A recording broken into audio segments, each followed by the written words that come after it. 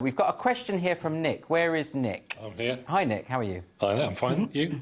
I'm all right. Yeah, good. Yeah, no one's ever asked me that on this show. People don't care how I am. Bit of banter. Yeah, a bit of banter. There we go. Anyway, What's your question, Nick? My question, if people are trying to cancel you, should you lie low or continue to fight your cause? A very interesting question. And I think you're probably referring to the Dave Chappelle story. Dave Chappelle, this is an ongoing story now. The reason why people are so annoyed about the comedian Dave Chappelle is that he's refusing to apologise, refusing to back down. Everyone's very annoyed about his last Netflix special, The Closer.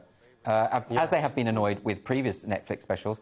And this week he visited his school, his old school, and he was at the school to give a talk. And what was rather great was a lot of the students were heckling him, saying that he was causing violence, all the usual stuff that I was actually talking about earlier in my monologue. And he refused to back down. He refused to apologise. It was great because it was almost like these kids were getting a lesson in, you know, the fact that you shouldn't back down to people who complain about you. You should stand by your artistic choices.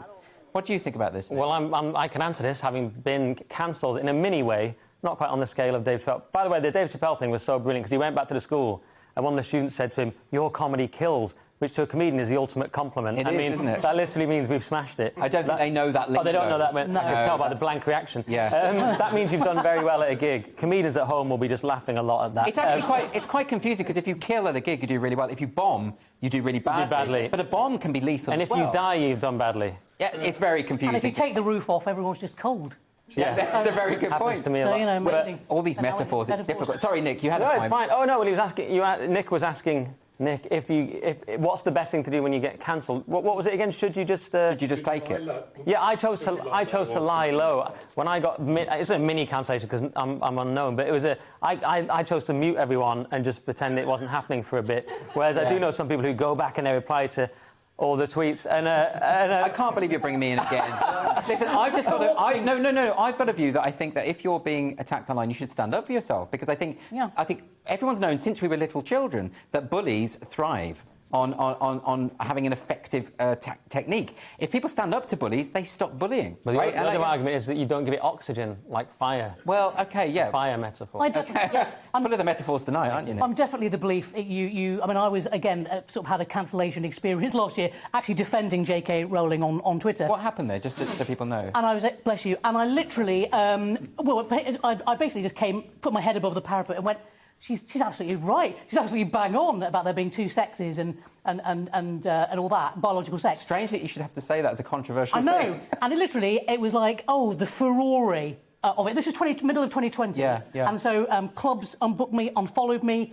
It was just really, really weird. So I just literally thought, I've got nothing to lose. So I did the reverse. I just went, right, bring it on. Well, I think that... Bring on. Come on. Yeah. Come on. What's the worst that can happen? Hang on. Now I need to clarify, because now I look like a coward. What I mean is, I didn't bother engaging with the trolls, many of whom were famous comedians. But what I did was, I definitely have done your thing of speaking my mind and doing what I want and, you know, coming on here with Andrew and... But I think either is legitimate. I think, you know, because a lot of people don't realise, when you're the subject of a Twitter pile-on, and it's horrible. I had it again last week, and then the thing about this is, when that happens to you, it's perfectly legitimate to say, I'm just going to back away from this because it is quite intense. Yeah, it's horrible. We're not sort of built for this. We're not meant to be having like hundreds of insults thrown your way every day. And actually, the best thing to do, I think, in those circumstances, for start, like if someone is attacking you, if someone came up to me on the street and started throwing insults, I'm not going to say, oh, let's have a chat about that. That's really interesting. I'm going to walk away, right? Yeah. So on social media, the same is true. I think if somebody's throwing insults at you, you just block them. They have no right to your time, and I think that's a good way. But on the other hand, what Abby says is also really interesting. That actually it can be the making of you. If people try to cancel you, if people try to ruin your career, and you take a stand against it,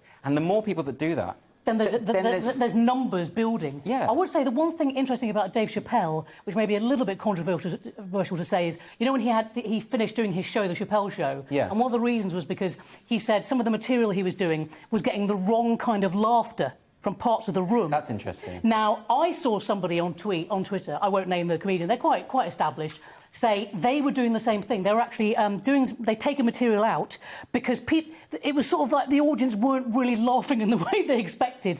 So it's like, oh, sorry, are we checking audiences' thinking now for how they're laughing? And I thought, well, Dave, in a weird way, started that. Yes. Sorry, Dave, because I'm a huge fan of it. But there is an interesting point to that, is that if we write a joke And maybe we're getting the sense that it is being misinterpreted, and not just because the audience are thick, although they can be, but not you guys, you're brilliant. No, you're great. But that maybe our writing isn't quite strong enough. Maybe we have created the misapprehension by not being disciplined enough in the writing. I think that's reasonable cause to rewrite. Possibly. Yeah, maybe. I mean, but the guy on Twitter, literally the other day, he writes really well. So it's like it was a really clear joke. Yeah. It was just that he thought the laughter didn't align with his politics.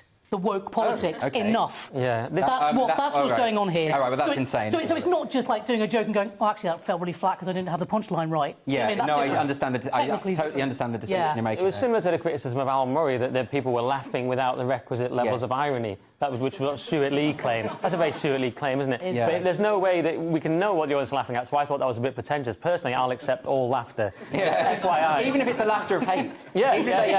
Love it. Laughing at me. Fine. Laughter of hate. Just the noise, that's all I need. So if you could do a bit I don't know if we've answered your question, Nick, but I mean, on the whole, I think we did. I think we sort of did. I think we gave mixed messages about, ignore it, stand up to it. I think do whatever you want, ultimately. But I do think, if we look at just a quick a literary reference, if you read The Scarlet Letter by Nathaniel Hawthorne, you'll see that Hester Prynne, when she is cancelled, publicly shamed, branded with the letter A for committing adultery, it's the making of her. She's the only character that comes out well in that novel. So, she gets a whole book to herself. So I would say being publicly shamed can be horrible in the moment, but there can be something that comes out of it that is actually quite wonderful.